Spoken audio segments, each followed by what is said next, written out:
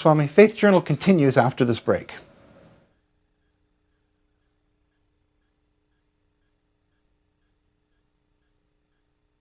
Welcome, Dr. Swamy. Thank you. The question I have is on the 60th anniversary of independence, India's independence, the nation is emerging economically. What impact is that having on faith and culture in the nation overall?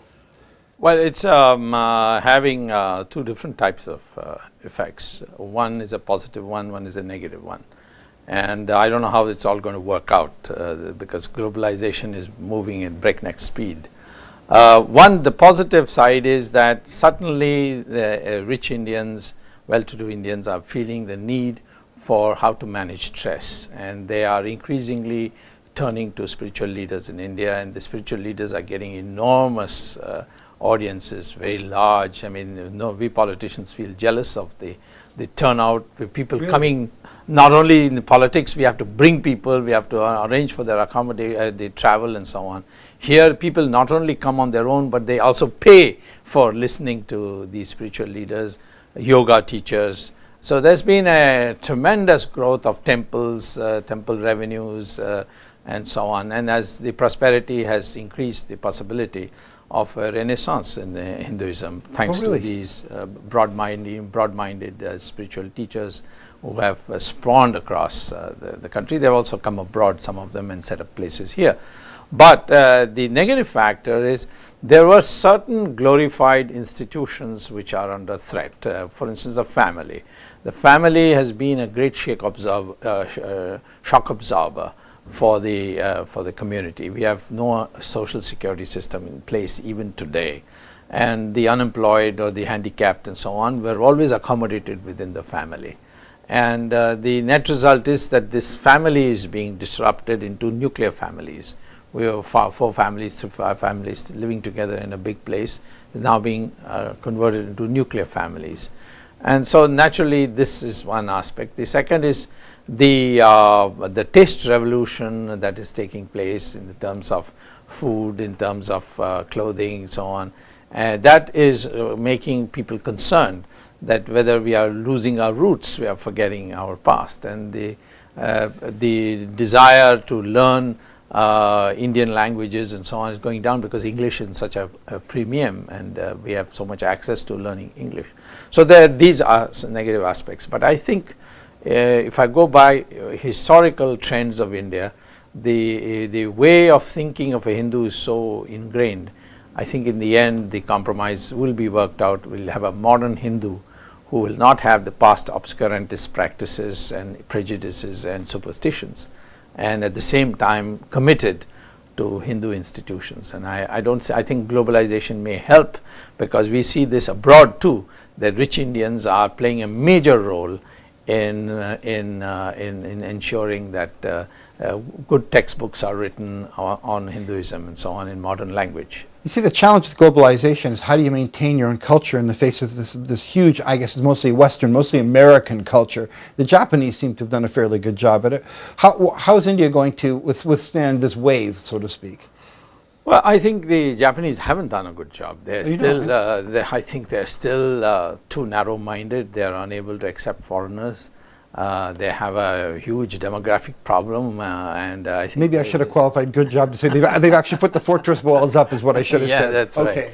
I think Indians that way have a much more open approach, and we can absorb. We have absorbed in the past. We can absorb, and I don't think that I find, for example, 10 years ago, if there was an Indian marriage, a Hindu marriage, the bridegroom would be dressed in Western clothes, which is tie clothes. And now that's gone. There was 10 years ago, children were calling their mothers and fathers mummy and daddy. That's gone. And wearing traditional Indian clothes has now become a thing to do on social occasions.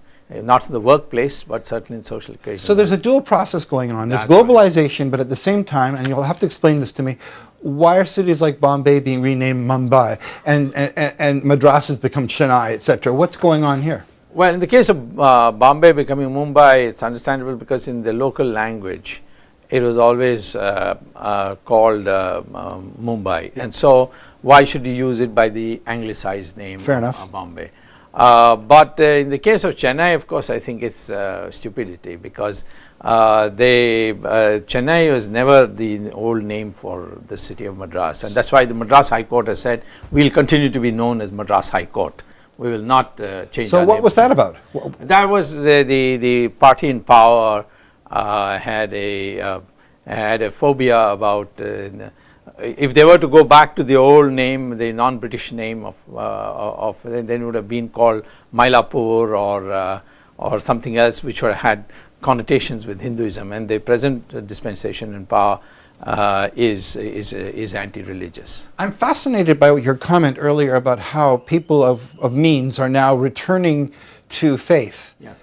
How does that, what are you seeing? How's that demonstrated? Well, it's happening here too. For instance, I saw in Business Week, which is an American magazine for businessmen, that for stress control, they find the teaching of Bhagavad Gita will help. For instance, the idea that you have freedom in this world, you have freedom as a human being only to do action, but the fruit of that action, how it will come, in what form it will come, is not in your hands. That's in the hand, as God says, in my hands. I might give you a lousy job and a wonderful wife, or a lousy wife and a wonderful job.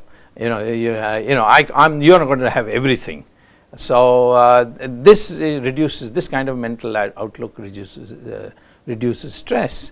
So I think the philosophy of Hinduism is extremely scientific and appealing, and our people find yoga, for instance, as a way of removing many of the ailments that we have. Our foods, for example, now the Americans are telling us that Alzheimer has disease has such a low incidence in India because of the turmeric that you use in your curry, right. And that's why your Indians are lucky. So there's a reaffirmation of the faith with in fact, through globalization, you find more foreigners coming to India and going to our religious institutions. True, the exchange is going the other way. Ayurvedic medicine, for example. Yeah, that's right, Ayurvedic medicine. So many of the things, and now people are acknowledging that it is we who gave the world decimal and zero and algebra and even rocketry.